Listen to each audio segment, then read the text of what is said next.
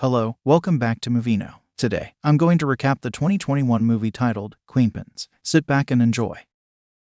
Inside a local supermarket, Connie is busy with her usual habitual shopping. She has endlessly been shopping since she discovered a way to make huge savings with countless amount of free coupons. In fact, her home is filled with a whole stock of different items, but she doesn't stop there. She turns her coupon frenzy into $1 million business, but unfortunately gets arrested in the middle of the night one evening, and here is how it all got started. Connie is a former 3-time gold medal winning Olympic race walker. She lives with her husband Rick, an IRS auditor, but there is tension in their relationship. This is because they are unable to have children and have spent a lot of money on treatments. Connie got pregnant at one point, but sadly, she lost the baby. So Rick decides to take position at work that involves travels so he can be away for 3 weeks every month.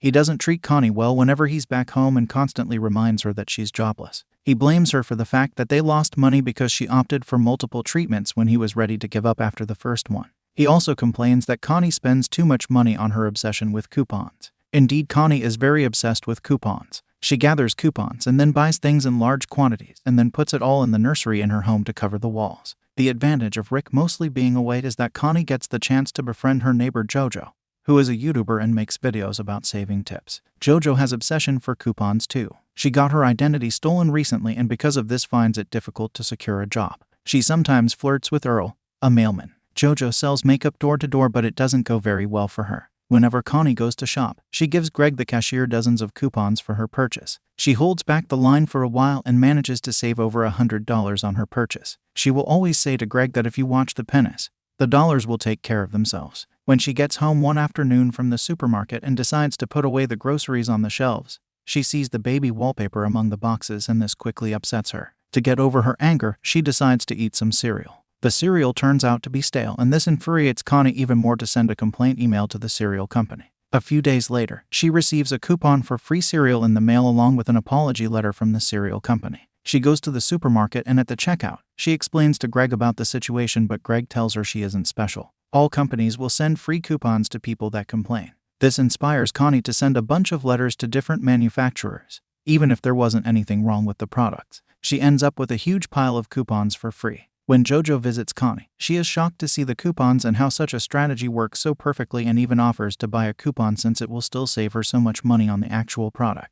Connie quickly realizes that she will make 100% profit for selling stuff she got for free and thinks it's a great business idea. She does a little research and discovers that the company that makes the coupons is in Mexico, not far from where she lives, so they could acquire them to resell. Initially, Jojo is skeptical, but since she's deep in debt, she has no choice but to help. Meanwhile, in Nevada, as loss prevention officer Ken is doing his job at a local shop, a cashier has trouble with a coupon, so he checks it out and quickly realizes it's fake. The manager asks if they can honor it anyway because the old lady has been their client for several years, but Ken refuses and insists that rules are rules. Ken treats the old lady with disrespect and ends up getting insults from her. A similar situation happens later when he gets on a plane to return home. A mother respectfully requests him if he could switch his window seat with her daughter so she can watch the landing.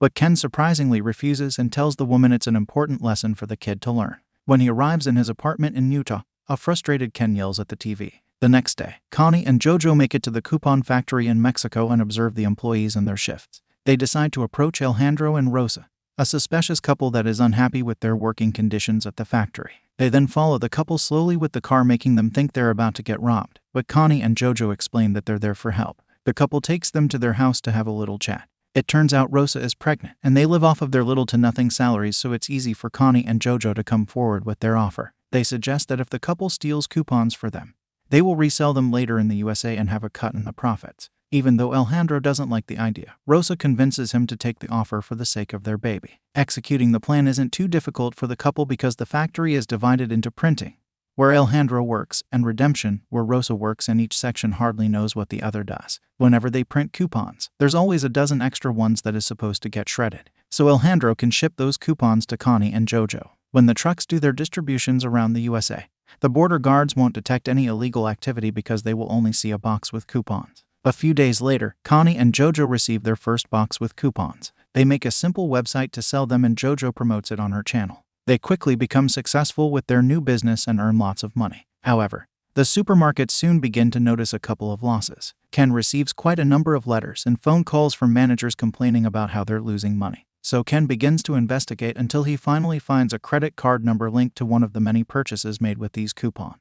A few days later, Ken goes to see the woman that used this coupon and gets to know about the website that sells them. He also learns that it's promoted by a black woman on YouTube. After returning to the office, he opens the website and sees the slogan, "If you watch the pennies, the dollars will take care of themselves." Meanwhile, Connie discovers that their PayPal account has been frozen for receiving too much money too quickly. In order to unfreeze it, they must prove the legitimacy of their business. Because they have no idea how to go about this, they decide to contact a famous hacker on the dark web called Tina. She gets mad at them for openly promoting the business because the authorities can easily trace it all back to them. So after deleting JoJo's videos, she goes on to explain they need a front for their business so they can clean their money. They need to get a bunch of fake IDs, bank accounts, and move their work to secret a place. Also, to spend their money, they must wait 6 months in order to erase every connection they've established to their real names. Connie and JoJo agree that Tina will get 10% of the money for her advice. She gives them a special encrypted USB thumb drive for keeping their important files. Now that Tina has done some magic, Ken has no clues left to follow on the internet.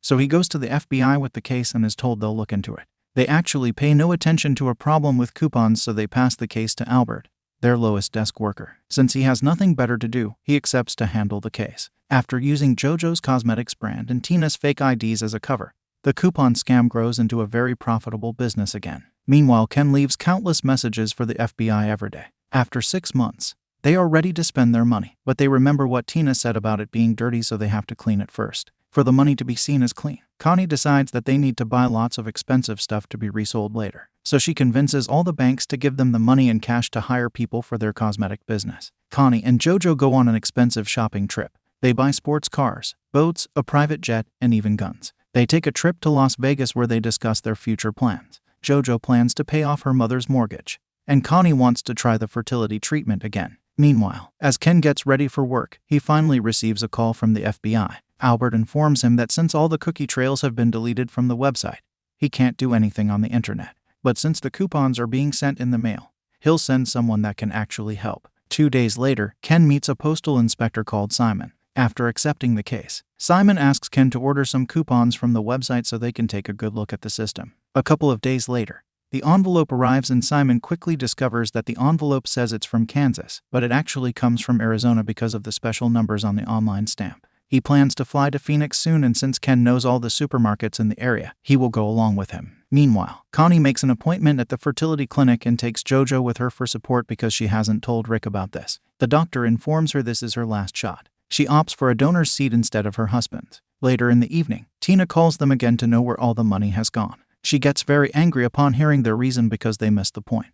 By using JoJo's cosmetics brand, they had already cleaned the money. They have to sell everything they bought as soon as possible and put it back in the bank accounts in small amounts every other day. Rick returns from his latest business trip and notices the new TV Connie has bought. She tells him she now has a sales job and has stopped using coupons. Rick is pleased to hear this and calls her a new wife, which encourages Connie to go through the treatment with a donor's seat. Meanwhile, Ken and Simon are interrogating all the cashiers in the area and ask for any clients with coupon obsessions. They finally find the information they need when they get to Greg. He doesn't know Connie's name, but he gives them her description and mentions her pennies slogan. Ken quickly remembers seeing it on the website. The next day, they go to the local post office asking if any of the workers knows anything about a coupon blog. Initially, nobody remembers Connie, but when they hear the word coupons, they snitch on Earl for always watching JoJo's savings tips on YouTube. Connie and JoJo now realize that selling all their stuff on eBay is getting too difficult because there is so much items to be sold. To cool off a bit, they decide go to a cafe for a drink where they meet 2 men from a gun club. They get their club's address and decide to take all their weapons there for sale. Despite JoJo's effort in the sales pitch, the leader still refuses to buy them, so they agree to offer them a good discount if they buy them all. Meanwhile, Ken and Simon interrogate Earl in private, but he refuses to give them any information. After the interrogation, he goes to JoJo's house and leaves her a note disguised in an envelope among the regular bills in the mail. Josie takes it with no idea of how important it is. Ken and Simon follow Earl there, and now they'll do surveillance outside the house for as long as they want.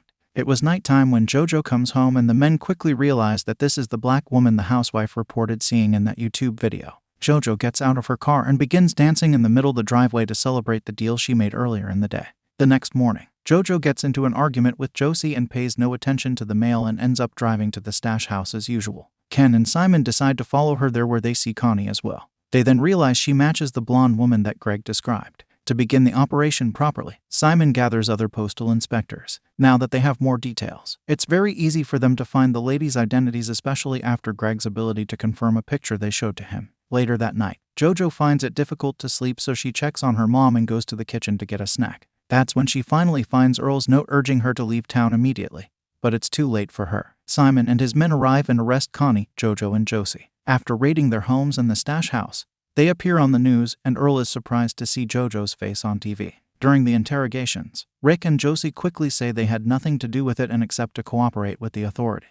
Jojo tries to play innocent and pretends she doesn't know what they're talking about, but not until they showed her videos on her computer. Connie admits committing her crime, and is shocked to hear that they may be facing 40 years to life for fraud. If Connie takes full responsibility for starting this scheme, they'll go easier on Jojo. So she accepts the deal. Jojo is released on bail and she thinks Josie paid it, but she soon finds out it was actually Earl who is waiting for her outside with flowers. Connie sadly isn't lucky because Rick only visits her to scold her and refuses to bail her. So Connie gets angry and asks for a divorce. As the investigation continues, the inspectors trace the coupons back to Alejandro and Rosa, but unfortunately, the couple has disappeared by the time they discover this. Because they have no more leads, the Mexican government won't go after them. Connie hires a very expensive lawyer for her defense. When they go to court, the lawyer convinces everyone that Connie and Jojo just discovered a loophole in the system the same way corporations do all the time. His argument is accepted and the judge gives Jojo 10 days in prison plus 1 year of probation, while Connie gets 11 months in jail with the possibility of parole.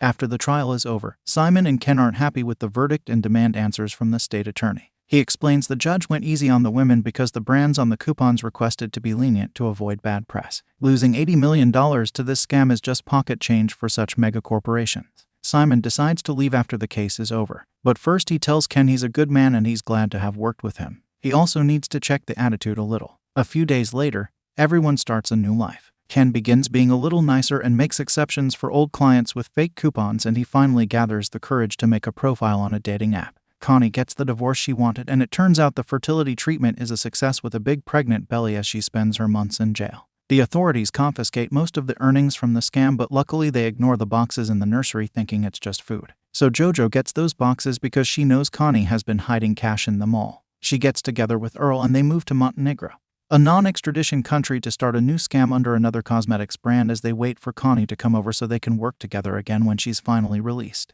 Watch next how a garage couple fixes nails on the road next to their car repair shop so they can turn innocent drivers into more customers to enrich themselves. Please subscribe and turn on notifications to see more videos like this. Thanks for watching.